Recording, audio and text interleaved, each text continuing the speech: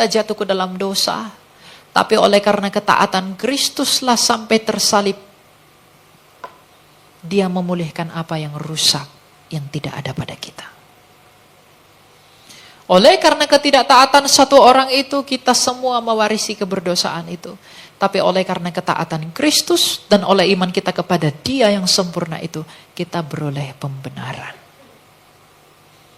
Dan ketika disebut ada pembenaran di dalam Dia, Yesus Kristus itu, maka benarlah sabdanya Dia, aku akan memberikan kelegaan kepada jiwamu.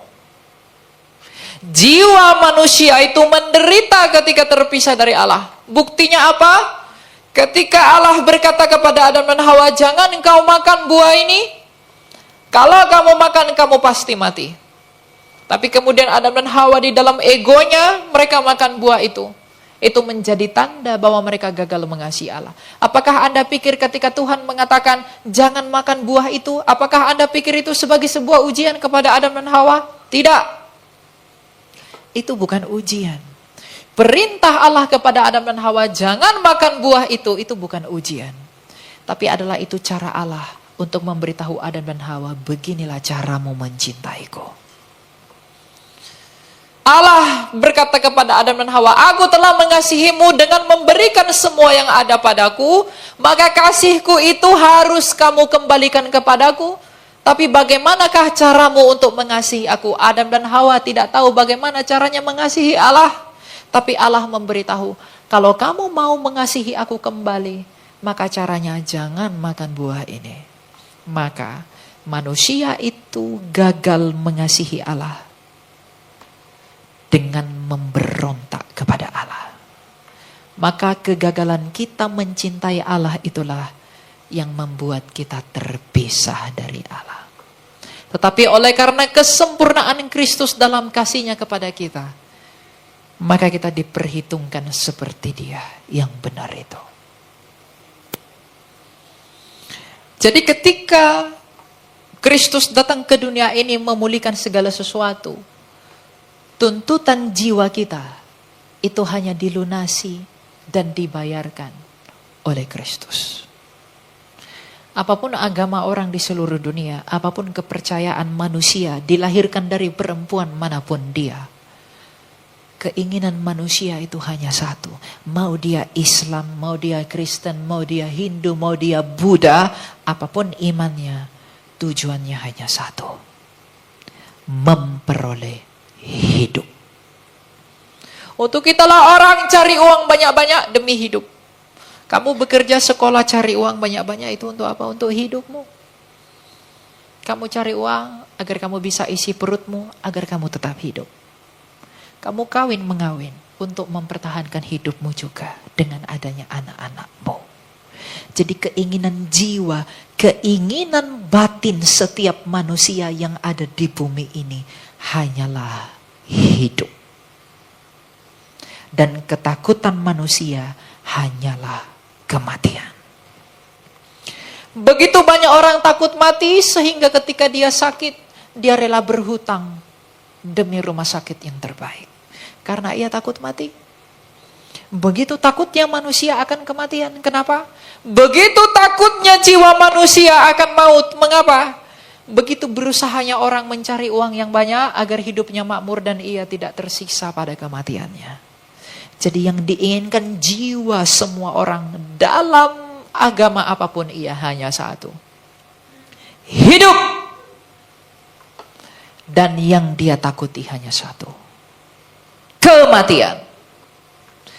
Kalau jiwamu menginginkan hidup dan kalau jiwamu takut kepada kematian, maka tidak ada alasan bagimu untuk menolak Dia yang adalah Yesus Kristus itu.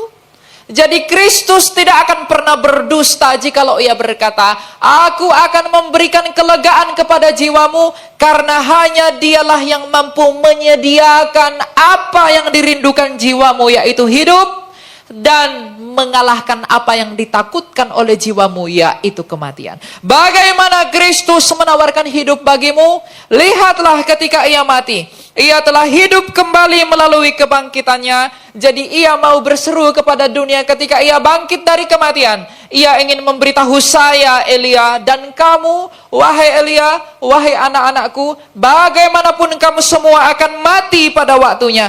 Tapi jikalau engkau tidak mau mati untuk selama-lamanya, percayalah kepadaku di mana aku telah mati. Namun aku telah membuktikan bahwa aku dapat mengalahkan kematian itu dengan kebangkitanku. Jadi jikalau jiwamu itu merindukan hidup, percayalah kepadaku. Itulah alasan mengapa di luar dia kamu tak berbuat apa-apa. Makanya Kristus Tuhan kita yang mulia itu, tunas Daud yang gilang gemilang, pernah berkata, di luar aku engkau tidak dapat berbuat apa-apa. Sebab di sepanjang sejarah dunia ini, hanya dia sajalah yang telah mati, namun telah bangkit dari mati dalam sejarah dunia, dilihat oleh ribuan orang, tapi tidak mati lagi. Lazarus setelah dibangkitkan Kristus, 40 tahun setelah ia dibangkitkan Kristus, ia mati lagi. Tapi Kristus Yesus ketika ia mati dan hidup kembali, ia tidak mati lagi. Artinya apa?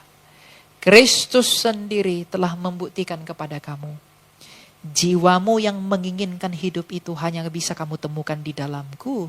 Sebab lihatlah aku telah hidup kembali.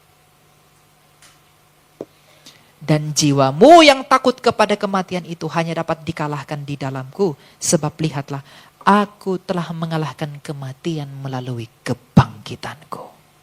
Maka apakah yang engkau takuti di dalam aku? Maka Rasul Paulus dalam suratnya yang pertama kepada jemaat di Korintus pasal yang ke-15, ia berkata, di dalam dia anak Maria, di dalam dia tunas Daud yang lahir dari keturunan Yehuda itu, di manakah sengatmu maut? Di manakah kekuatan kematian itu? Di manakah kekuatan dosa di dalam dia? Tidak ada. Oleh karena itu, jikalau jiwamu ingin hidup, dan jikalau jiwamu tidak ingin ditawan oleh kematian itu, dengan demikian kalau kamu mau jiwamu ingin memperoleh kelegaan dari kuasa kematian, dan kamu ingin jiwamu lega untuk memperoleh hidup sebagaimana yang diinginkan oleh batinmu, maka datanglah kepadaku, kata Kristus. Artinya ketika Tuhan kita itu bersabda, belajarlah kepadaku karena hanya aku yang bisa memberikan kelegaan kepadamu. Itu bukan hanya omon-omon doang, tapi ia membuktikan bagaimana itu bisa terjadi. Oleh karena itu, sebab kita tidak dapat menanggung apa yang ditanggung oleh dia, Raja dari Yehuda itu, maka iman kita kepada dia melayakkan kita menerima anugerah itu. Di dalam dia kita beroleh pembenaran, tapi di luar dia kebinasaan mengintip kita. Oleh karena itu, wahai anak-anak muda, pikirkanlah lebih jauh. Mengapakah engkau mengikuti dia? Mengapakah Kristus berkata dalam Matius 28 ayat 19, jadikanlah semua bangsa muridku, bukan jadikanlah sebuah bangsa pengikutku. Apa bedanya murid dan pengikut? Pengikut itu hanya followers, fans. Kristus punya banyak pengikut? Punya. Tapi mengapa Kristus mengatakan, bawalah mereka menjadi muridku? Karena ketika kita menjadi murid, kita harus belajar kepada dia, guru itu. Dan ketika kita disebut murid, kita mau dimuridkan. Kalau hanya mau jadi pengikut saja, itu tidak akan pernah berguna. Kita harus menjadi murid, baru kita dapat disebut pengikut. Jadi kalau hidup kekristenanmu hanya datang ke gereja, beribadah, nyanyi-nyanyi, sudah kamu menangis begitu saja, lalu kamu pulang, lalu tidak berbuat apa-apa bagi dia, kamu tidak pantas bagi dia.